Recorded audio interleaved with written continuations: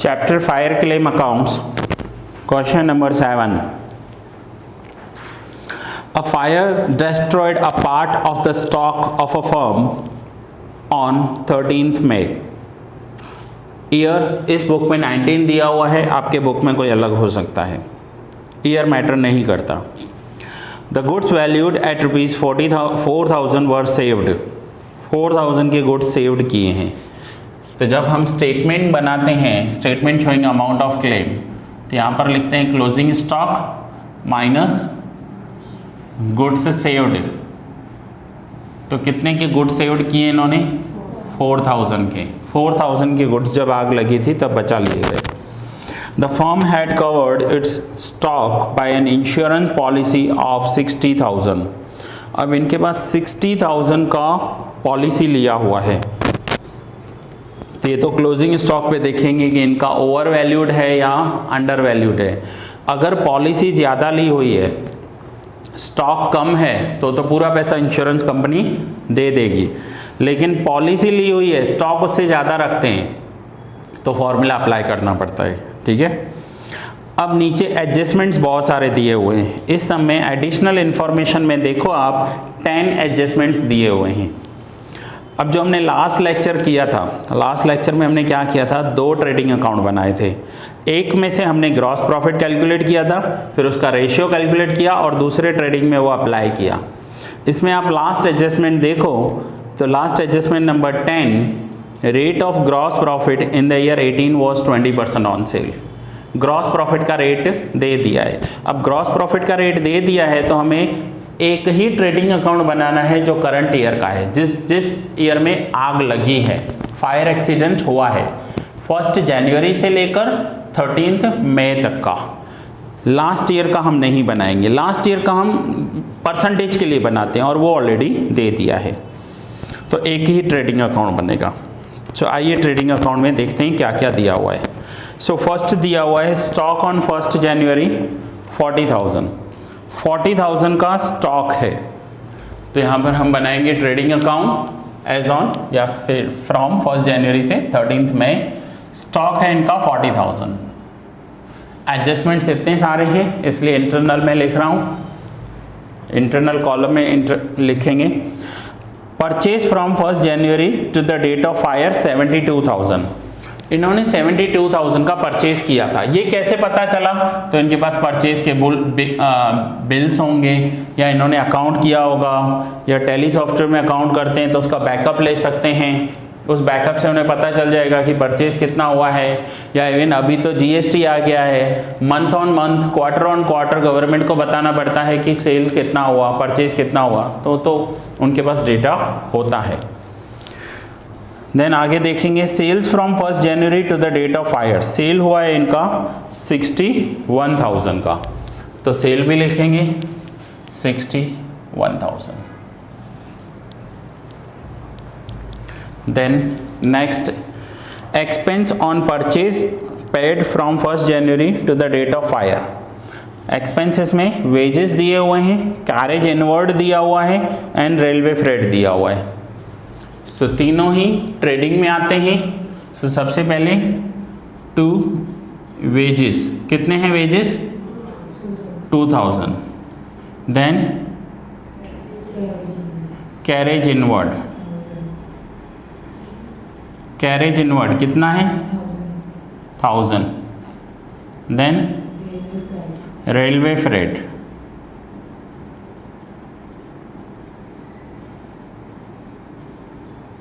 Amount 900। इन तीनों का टोटल 3,900 दिया हुआ है सामने। ठीक है ना। चलो नाउ एडिशनल इंफॉर्मेशन स्टार्ट करते हैं। In the stock on 1 January the stock of stationery worth ₹1,000 was included. अब ये जो ओपनिंग स्टॉक है ना, इसमें ₹1,000 का स्टेशनरी स्टॉक था। अब स्टेशनरी स्टॉक है तो स्टेशनरी का इंश्योरेंस नहीं है, गुड्स का इंश्योरेंस है, तो स्टेशनरी का माइनस कर देंगे। कुछ लोगों को क्या लगता है कि स्टेशनरी का स्टॉक भी उनका स्टॉक है। अब बिजनेस कपड़े का है और साथ में स्टेशनरी पड़ी है, तो वो स्टॉक उनका स्टॉक नहीं है, वो अलग से कैलकुलेट होता है। तो 39,000 आउटर कॉलम आएगा। परचेज ओपनिंग स्टॉक में से इसे माइनस कर देंगे। Second, wages accrued but not paid from 1st May to the date of fire was 300। अभी वेजेस हुए हैं बट पेड नहीं किए हैं, आउटस्टैंडिंग वेजेस जिसे आप कह सकते हो, आउटस्टैंडिंग वेजेस कितने 300 है ना। एक तो वेजेस में प्लस और दूसरा इफेक्ट बैलेंस शीट में लायबिलिटी में आता है। बैलेंस शीट तो हम बना नहीं रहे। वेजेस एक्रूड का मतलब होता है किसी मजदूर को हमने बुलाया है कि ये ले पार्सल लेकर आ या लेके जा, उसने मजदूरी कर ली, लेकिन हम उसे जो मजदूरी देते हैं ना हर हफ्ते या 15 दिन में देते हैं एक बार, वो लिखता जाता है। यहाँ पर उसकी मजदूरी हो गई है बट हमारा पेड करना बाकी है, तो हमारा एक्सपेंस तो हो गया, तो एक यहाँ प्लस होता है और फाइनल अकाउंट के इफेक्ट्स क्या होते हैं, बैलेंस शीट में लायबिलिटी, बट यहाँ बैलेंस शीट तो बनानी नहीं है, इसलिए सिर्फ वेजेस में प्लस कर देंगे। Next, plant costing 10,000 purchase on 1st April was recorded in the purchase book and installation charges of 200 were debited to wages account। अब एक तो प्लांट परचेज किया उन्होंने 10,000 का, और दूसरा उसी प्लांट को इंस्टॉल करने के लिए 200 एक्सपेंस किया है। अब प्लांट परचेज किया है उन्होंने, परचेज बुक में लिख दिया है, प्लांट परचेज नहीं होता, तो यहाँ पर माइनस करेंगे प्लांट 10,000, क्योंकि प्लांट तो एसेट्स होते हैं, और प्लांट को इंस्टॉल करने के जो एक्सपेंस होते हैं ना वो भी प्लांट में प्लस होते हैं, इन्होंने वेजेस में प्लस कर दिए हैं, तो वो भी माइनस करेंगे वेजेस ऑफ प्लांट 200, वेजेस में से माइनस। एक मजदूरी होती है, जो मजदूर पार्सल छोड़कर आता है और लेकर आता है उसे वेजेस कहते हैं, लेकिन प्लांट इंस्टॉल करने के लिए जो मजदूरी दी है वो वेजेस नहीं होते हैं, वो तो बैलेंस शीट में एसेट्स में प्लांट में ऐड हो जाते हैं, तो इन्होंने वेजेस में लिख दिए तो माइनस हो जाएंगे वहाँ से। Next, a clerk has misappropriated cash from sales at 40 per week, the clerk is relieved after the fire. अब 40 रुपीज़ पर वीक चोरी कर रहा है क्लर्क, तो उसने कितना अमाउंट चोरी किया होगा, निकालो, कैलकुलेट करो खुद से, हमने लास्ट सम में भी किया था ना, कैश मिसअप्रोप्रिएशन।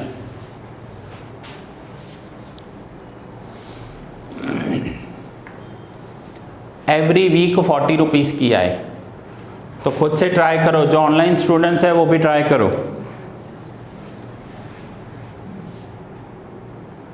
कि 40 रुपीज़ पर वीक, और ये लास्ट लेक्चर में हमने किया था कैसे कैलकुलेट करना है।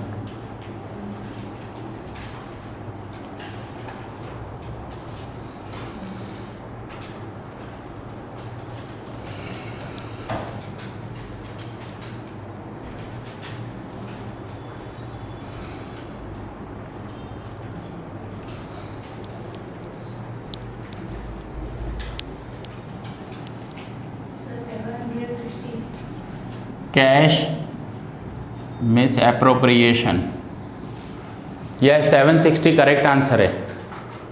कैसे, जनवरी से लेकर 13 मई तक किया है, तो जनवरी में कितने दिन होंगे 31, फरवरी में कितने दिन होंगे 28, मार्च 31, अप्रैल एंड मई 13, टोटल डेज कितने हुए 133 डेज। ओके, नाउ 133 डेज को 7 से डिवाइड करेंगे, सो ये हो गए 19 वीक्स, और उसने 19 वीक्स में पर वीक ₹40 चोरी किए हैं, तो ये अमाउंट हो जाएगा 760। ठीक है, कैश मिस एप्रोप्रिएशन। अब कैश मिस एप्रोप्रिएशन किया है तो ये तो सेल हुआ होगा, सेल हुआ है, सेल में से चोरी किया है तो सेल में प्लस कर देंगे, कल भी यही किया था हमने, कैश मिस एप्रोप्रिएशन 760। ठीक है, हो गया इतना, चलिए आगे देखते हैं। Goods costing 1240 were distributed free of charge for advertisement. 1240 के गुड्स फ्री में दिए हैं। पहले ये cache miss appropriation note down कर लो।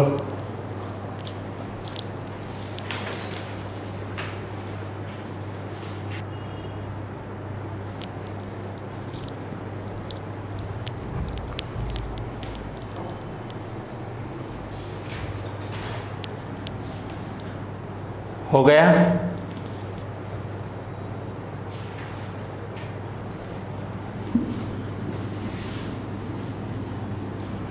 नाउ कितने के गुड्स फ्री में दिए हैं?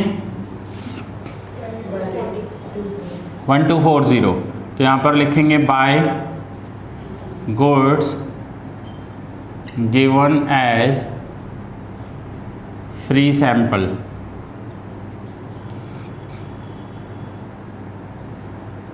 इसके इफेक्ट होता है ट्रेडिंग में क्रेडिट कर देंगे।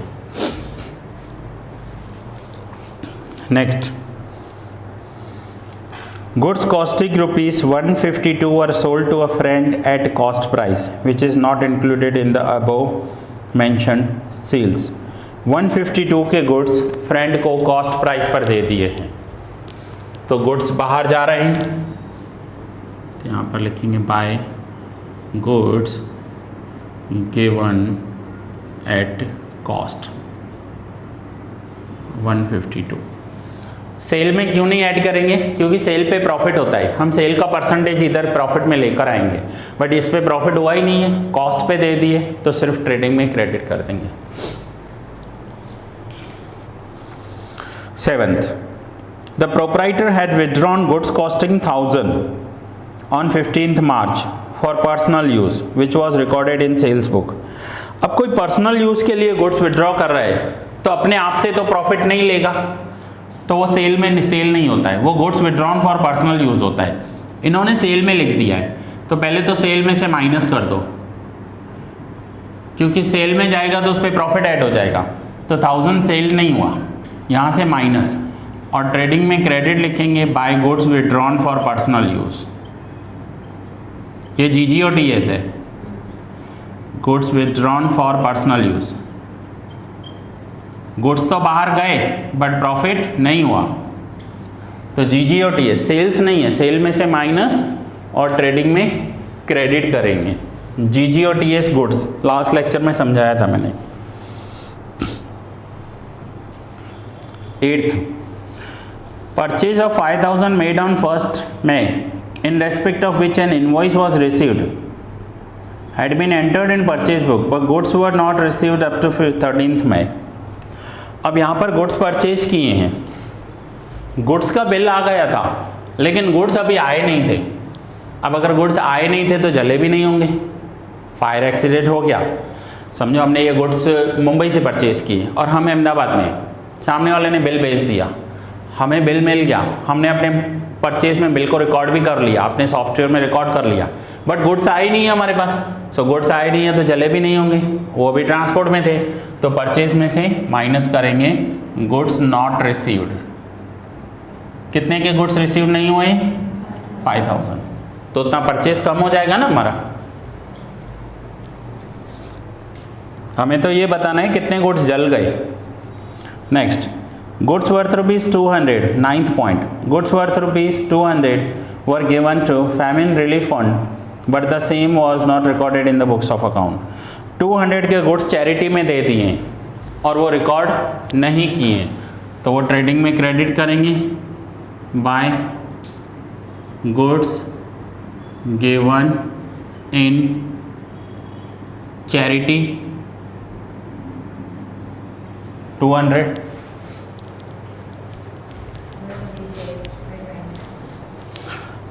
ओके, सो लास्ट दिया हुआ है rate of JP in the year 18 was 20% on sale. तो 20%, ये देखो कितना हो रहा है,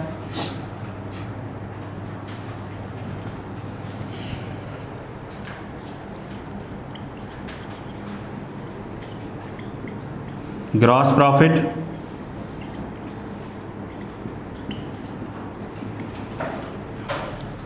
60760 हमारा सेल होगा, उसका 20% हमें ग्रॉस प्रॉफिट लेना है। कितना हो रहा है? 12152।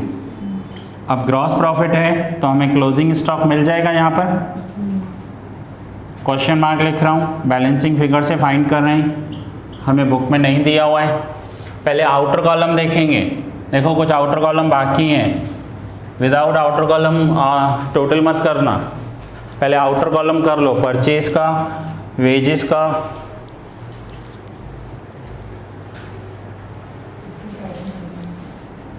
इसका 57,000 और ये 2100। चलो नाउ देखो क्लोजिंग स्टॉक कितना आ रहा है।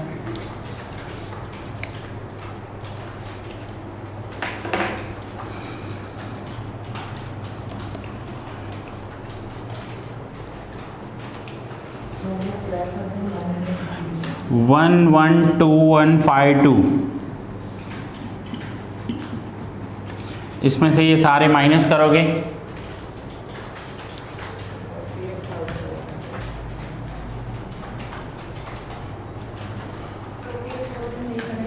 $48,800।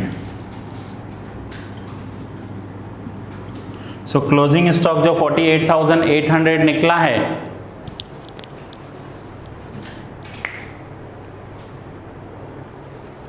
$48,800 जो निकला है उसे हम यहाँ पर लिखेंगे, ठीक है। सो क्लोजिंग स्टॉक 48,800।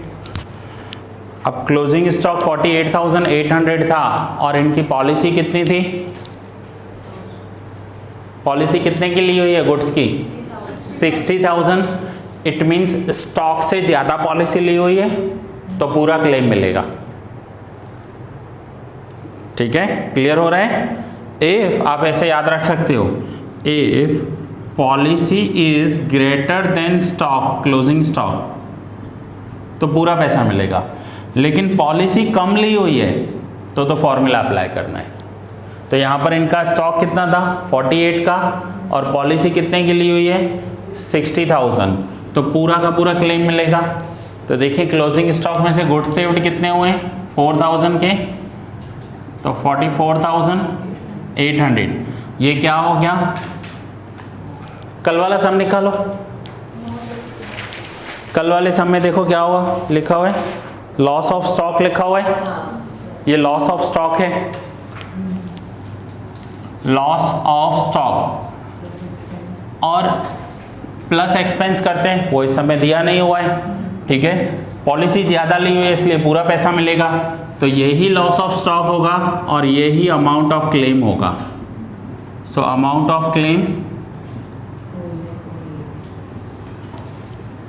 44,800, यही अमाउंट ऑफ क्लेम हो जाएगा। देखो है आंसर। कहने का मतलब इन्हें रियल क्लोजिंग स्टॉक कैलकुलेट करने के लिए ये सारे इफेक्ट्स देकर फाइंड आउट करना है कि आखिर स्टॉक जला कितना, फायर एक्सीडेंट में लॉस कितना हुआ। हाँ, ये तो ईमानदारी से बता रहे हैं गुड्स सेव्ड हो गए, नहीं तो लोग गुड्स बचाकर भी घर जाकर रख देंगे और इंश्योरेंस ऑफिसर को बोलेंगे वो भी जल गए।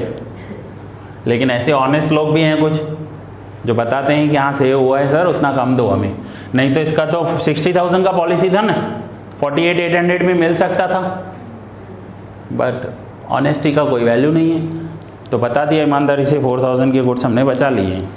चलिए नाउ आप नोट डाउन कर लीजिए, नेक्स्ट लेक्चर में कंटिन्यू करेंगे।